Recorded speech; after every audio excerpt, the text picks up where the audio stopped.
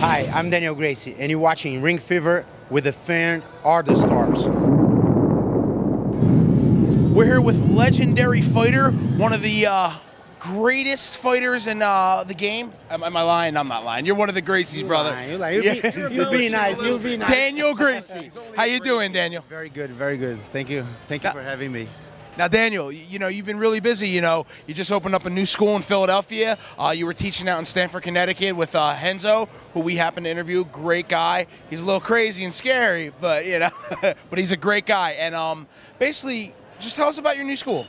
Oh man, we're having such a good group now. Like I start the school like 4 weeks ago. We opened, but before I was training already with my students. I was training some MMA in there because I want to get back in the game. I want to fight again, and certainly like a lot of good fighters that start to show up and train with us. I'm like, man, I can't believe I'm gonna have my place to teach my jiu-jitsu, and already we start to have like a good MMA group. And it's been great. Like we opened 4 weeks ago, and I can't complain. It's like every week, like we're signing like 10 people, and again, I'm happy, and that's going to be our home in Philly now. Absolutely, I'm from Philly, so that's good to know. Now I got a question for you. You know, you made your MMA debut at Pride 21. Now you want to talk about that? What made you want to segue? Besides obviously being a Gracie, you guys are, you know, you got the Bushido spirit running in your blood. Obviously, what was it basically for the honor of your family? I know. The late great Hein was fighting, obviously Henzo, also Ralph. What made you decide to segue into the MMA from you know, jiu-jitsu? Well, different than other fighters, I wanted to accomplish something in jiu-jitsu, so I wasn't satisfied of stop competing in jiu-jitsu and starting to do MMA, like without winning any important competition. So I think I did good in jiu-jitsu. Like I went 5 times for the final at the Worlds. I won 2 Worlds. I won 5 times the Brazilian Championship.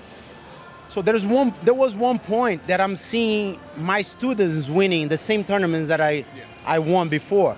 I'm like, okay, maybe it's time to go for, you know, another level. And I started to fight MMA. I called Henzo one day. I said, Henzo, I think I'm ready to fight. And he's like, oh, okay, are you training? I'm like, no. Do you ever box before? I'm like, no. Do you ever train no-gi before? I'm like, no. He's like, okay, you're going to have some work. Come to New York, train with me, and I'll put you to fight. So I said, okay, but are you at least like looking good? Your body's looking good? I'm like, yeah, I'm in shape. So I get here, and of course I was lying. I was like 250 pounds, like with the big guts. And what Henzo do? So he picked me up on the airport, and on the way driving, he's looking at my belly. And he's like, lift your shirt up. I'm like, no, I'm not going to lift my shirt. No, lift your shirt. Let me see your belly. I'm like, no, I'm not going to lift my shirt up.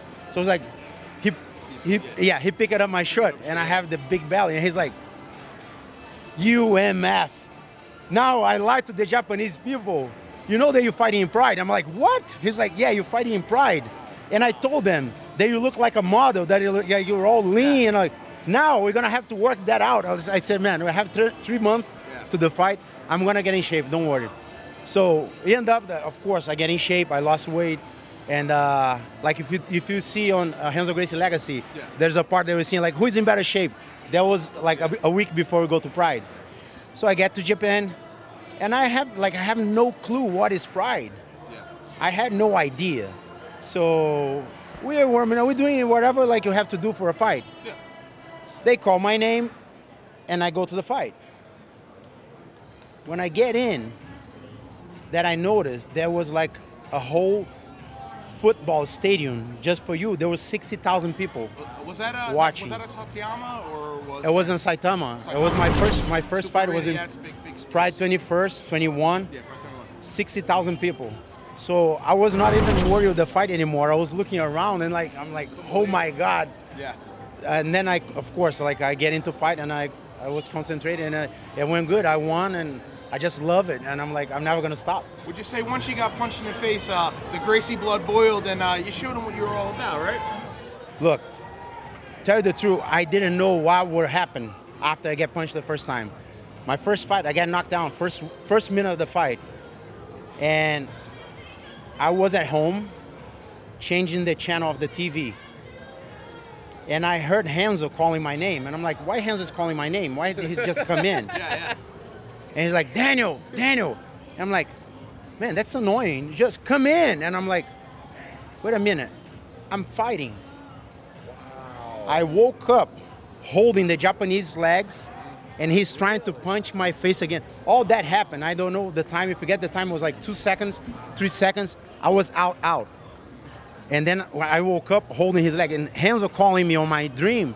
It was him calling me on the fight. He wanted to know if I was all right. So he's calling my name, and I'm holding the guy's leg. So I was totally out. So it can't happen. Yeah, and then I said, okay. After that, the only thing I wanted on my mind was like, I want to kill this Japanese. So I said, you know what? It's for me. I like it. If I didn't like it, I wouldn't fight again, but I love it. And absolutely, I mean, absolutely. You know, the Gracie family is legendary. You know, in the world, but especially in Japan. You know, I remember the days when you guys were battling with Team Japan. You had Minowa face Ricardo Almeida, who is also one of Henzo's students. You also had Hyan fighting a lot of guys. You know what I mean? And you know, truthfully, I've seen you fight. I really think you're a good fighter, and I'm a big fan of what you do, and I'm a big fan of your family. And I just want to take the time to thank you for doing this. And yeah, thank you very much. You guys. I really appreciate anything else because boxing went down, and then all of a sudden MMA came in. But I have a question for you. I'm going to take the microphone for a second. All right? Come on. So I want you to talk about your school for a second, but I want you to talk about, seriously, about children and how they can get into MMA and how that'll build their confidence up, give them self-esteem, and empower them. Look, I I want you to agree. take the microphone. No, okay, I agree that MMA is it's kind of a martial art, but I disagree that a kid can start to learn MMA without having a background. So I'm having a lot of people showing up with kids, and they want me to teach them MMA, and the answer is always the same. You first join my jiu-jitsu class, started to do jiu-jitsu, and when I think they're ready to start to train MMA, I'll train them no problem. But a person that never trained any martial art before wanted to start to train in MMA, they're gonna learn a little bit of everything, but they're not gonna get good in anything.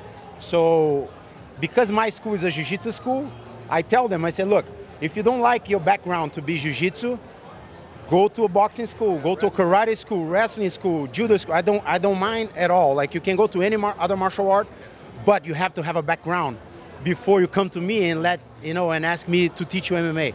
So my kids are learning jiu-jitsu. At one point, they get so good that I'm gonna allow them to jump in and play on the MMA game with us.